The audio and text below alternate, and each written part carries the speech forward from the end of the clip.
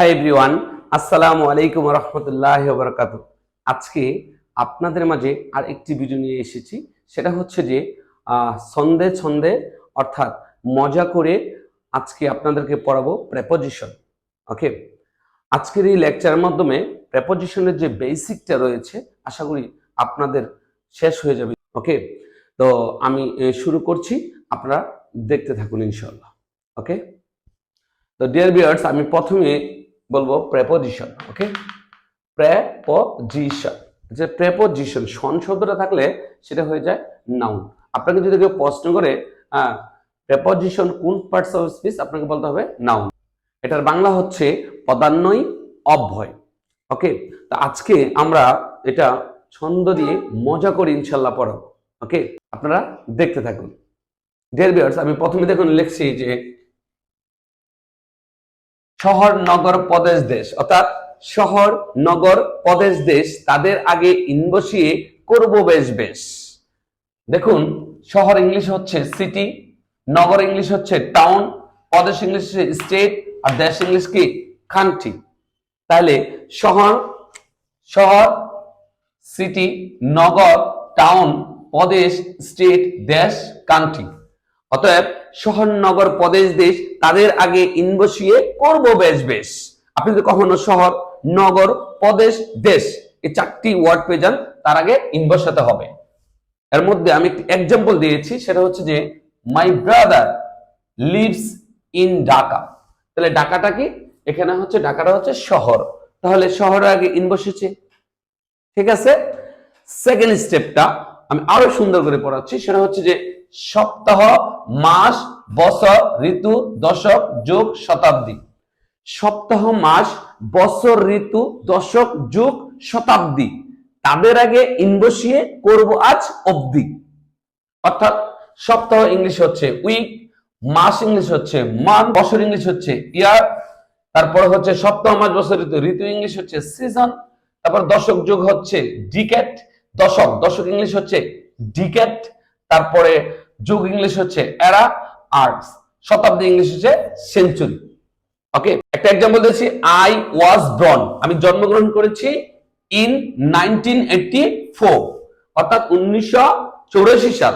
এটা একটা সাল, যার কারণে এখানে হয়েছে কি ইন। ওকে, তৃতীয় পর্যায়ে আসছি আমরা প্রভাত, দুপুর, গুদলি, রাত। প্রভাত, দুপুর, গুদলি, রাত। প্রভাত, প্রভাত একদম অল্প সময়, ফজরের আজানের পর্যায়ে থেকে দূরে, তারপর আমরা পৃথিবীর আলোকিত হয়ে যায় একটা ঘন্টা, সেটাকে ইংলিশে বলে ডাউন। ডাউন ইংলিশে কি বলে? ডাউন। তারপরে প্রভাত, দুপুর, দুপুর ইংলিশ কি নুন।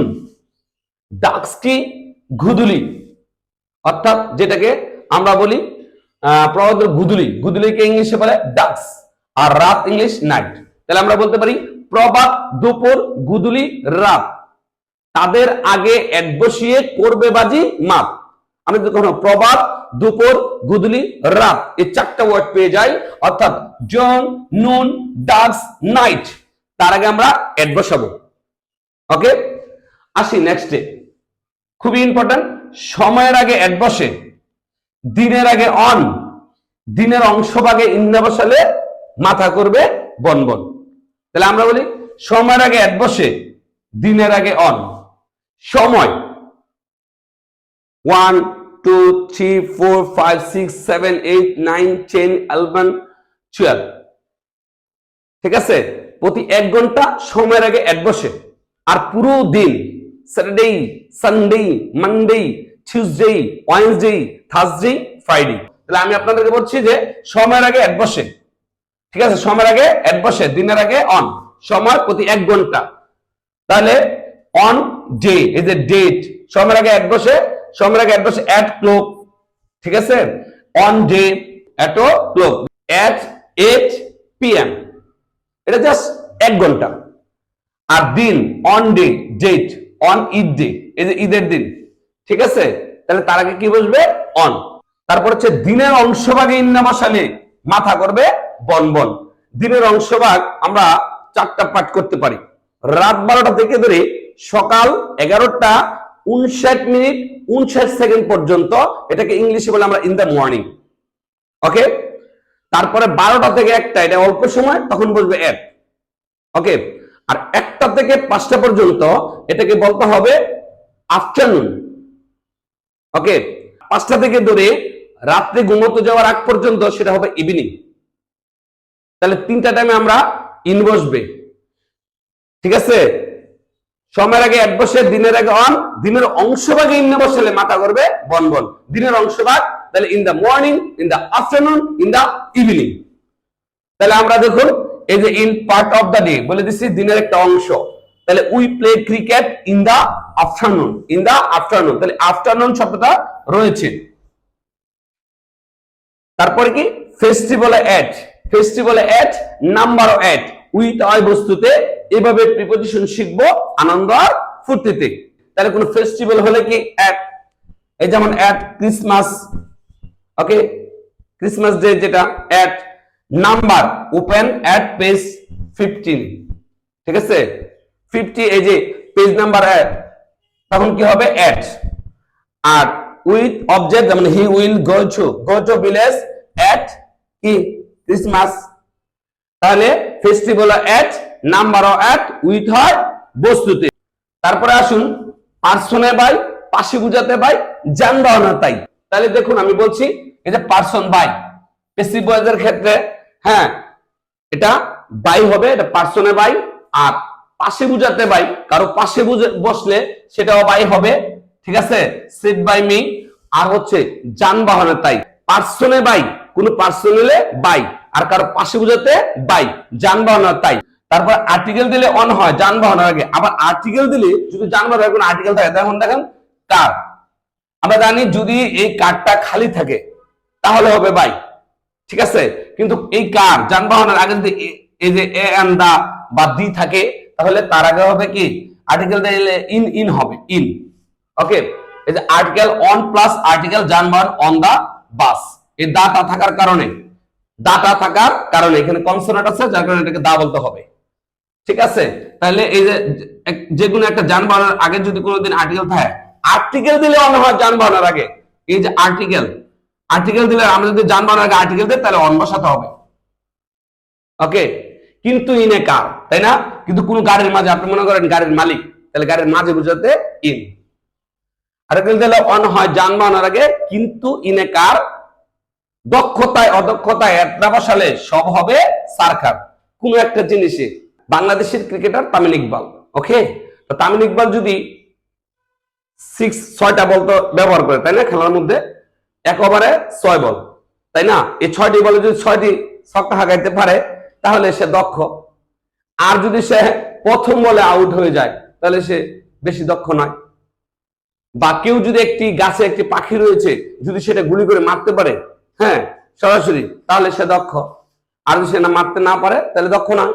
তাহলে দক্ষতায় অদক্ষতায় একটা বসালে সব হবে সার্কার। দেখুন গুড এট, এই দেখুন আর্টিকেল ব্যাড এট, তাহলে গুড এর দক্ষ, ব্যাড মানে তার খারাপটা বলা হয়েছে, আর গুড মানে কি সে ভালোটা বলা হয়েছে। তাহলে Shakib Al Hasan is good at cricket, তাহলে সে দক্ষ, এই জন্য এট বসেছে।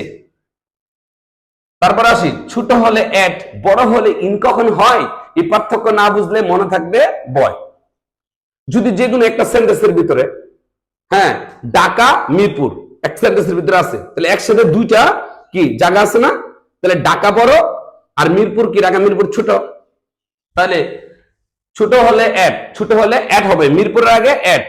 আর এ দেখুন তাহলে এখানে ঢাকাটা বড় আর মিরপুরটা ছোট, তাহলে ছোট হলে এট, বড় হলে ইন কখন হয়, এই পার্থক্য না বুঝলে মনে থাকবে বয়। বাহির থেকে ভিতরে ইনটু ব্যবহার করে, দেখুন বাহির থেকে ভিতরে ইনটু, মনে করেন আমি বাহির থেকে একটা রুমের ভিতরে ঢুকছি, এটা আমার ইনটু। বাহির থেকে ভিতরে ইনটু ব্যবহার করে, ইনটু প্রেপোজিশনটা। আর আমি যদি ভিতর থেকে বাহির হয়ে যাই তাহলে আউট অফ। প্রেপোজিশন না বুঝলে মুড থাকবে অফ, তাই না? আপনি বুঝতে হবে ভিতর থেকে বাইরে আউট অফ, আউট অফ। হ্যাঁ, প্রিপোজিশন না বুঝলে মুড থাকবে off. Rahim is coming out of the car, সে বের হয়েছে, তাই না? ওকে, তাহলে ভিতর থেকে বাইরে আউট অফ। লেগে বা স্পর্শ করে থাকলে অন হয়, লেগে বা স্পর্শ করে থাকলে অন হয়, নইলে হয় অ্যাবভ। সিন্স ফর বুঝো না, কেন না অভাব। মনে করেন আমি যদি এটা ধরে একটা টেবিল, ওকে, টেবিলের ভিতরে এটা একটা লেগে আছে, যেমন আমি একটা বই রাখলাম, হ্যাঁ একটা বই রাখলাম, আমি একটা বই রাখলাম, এটা একটা টেবিল, তো লেগে বা স্পর্শ করে আছে, তাই না, অন হয়। নইলে হয় কি অ্যাবভ, উপরে থাকলে কি অ্যাবভ, লেগে বা স্পর্শ করে থাকলে অন, নইলে কি যেটা আমরা লাগ না পাই সেটা হবে কি অ্যাবভ। সিন্স ফর বুঝো না, কেন না বাপ। তাহলে সিন্স আমাদের কোথায় ব্যবহৃত হয়, দেখুন শুরু থেকে হতে বুঝালে সিন্স হয়, নইলে হয় ফর। ওকে, তখন হইতে থেকে চেয়ে থাকলে সিন্স হয়। যেমন I have been reading a book since morning, আমি একটা বই পড়তেছি সে সকাল হতে, একটা নির্দিষ্ট টাইম থাকবে। আর আমি যদি বলি I have been reading a book for 2 hours, আমি 2 ঘন্টা যাবত একটি বই পড়তেছি, ঠিক আছে, তাহলে আমি 2 ঘন্টা যাবত একটি বই পড়তেছি, সেটা হবে কি ফর, যাবত ধরিয়া। গতি বুঝাতে উপর দিয়ে অবার, নিচে হয় আন্ডার, প্রিপজিশন আসলে খুব মজার। গতি বুঝাতে কোনো কিছু একটা গতি, এই টেবিলটা রয়েছে, হ্যাঁ এটা যদি হয় গতি বুঝাতে উপর দিয়ে কি এই অবার, ঠিক আছে, আর নিচে হলে কি আন্ডার, প্রিপজিশন আসলে খুব মজার। মাত্রা বা স্তর বুঝাতে বেলো, প্রিপজিশন শিখতে পেরে আমি আছি খুব ভালো। সত্যি ভালো লাগছে না, সুন্দর করে পড়াচ্ছি, ভালো লাগছে না, অবশ্যই ভালো লাগছে।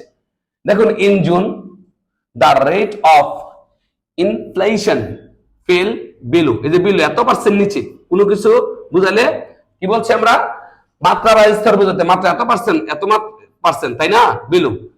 প্রিপজিশন শিখতে পেরে আমি আছি খুব ভালো।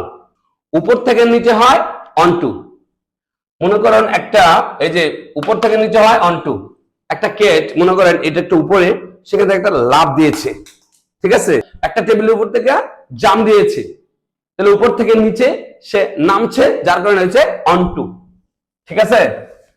সাথে বুঝাতে উইথ, দিক বুঝাতে টু, সাথে বুঝাতে উইথ, কারণ সাথে, সাথে বুঝাতে উইথ, দিক বুঝাতে to.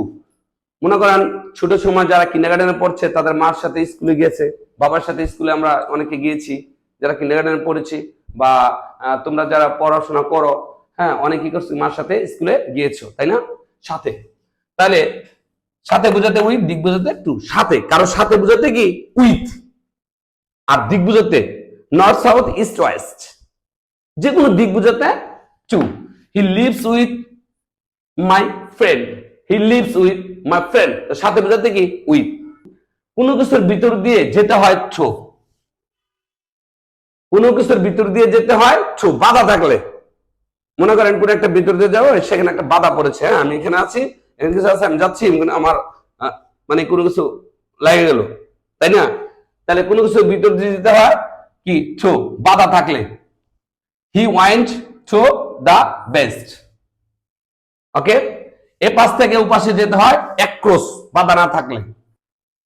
He went across the field, field তো খোলা মাঠ থাকে, কোনো বাধা থাকে না, কি সুন্দর করে যাওয়া যায়, কোনো বাধা থাকে না। এর বোঝাতে অব হয়, যেমন দা পিপল অফ বাংলাদেশ, বাংলাদেশের লোক, এর বোঝাতে অব হয়, অব, এটাকে আমরা বলতে হবে অব, এর বোঝাতে অব হয়। প্রেপোজিশনকে আজ করেছি জয়, the color of the people of Bangladesh, the people of Bangladesh, the color of this pen is beautiful. Preposition শিখলে নেই কোনো লস, রিফাত স্যার বলেছেন এটা যারা শিখবে তারা হবে প্রেপোজিশনের বস, ওকে। তো ডিয়ার ভিউয়ার্স, আশা করি আপনারা বুঝছেন, অত্যন্ত সুন্দর একটি কবিতা, হ্যাঁ শহরনগর পদদেশ দিয়ে কখন কি হয়, হ্যাঁ আশা করি এই লেকচারটা দেখার পরে আপনারা প্রেপোজিশনের যে বেসিকটা সেটা অবশ্যই আপনারা পারবেন। এটা হচ্ছে মূলত আমাদের পার্ট 1, তারপর 2, 3 হবে ইনশাআল্লাহ। হ্যাঁ আপনারা দেখতে থাকুন, আর রিফাত মজার ইংলিশ থেকে অত্যন্ত সুন্দর করে মজা করে আপনাদেরকে পড়ানো হবে। আপনাদের কাছে আমার রিকোয়েস্ট, যদি আপনাদের কাছে এই ভিডিওটি আপনাদের ভালো লাগে তাহলে অবশ্যই লাইক, কমেন্ট, শেয়ার এবং রিফাত মজার ইংলিশটিকে সাবস্ক্রাইব করে দিবেন। ভালো থাকবেন ইনশাল্লাহ। সবাইকে আবারও ঈদের শুভেচ্ছা জানিয়ে শেষ করছি। আসসালামু আলাইকুম রহমতুল্লাহ বারাকাতুহু।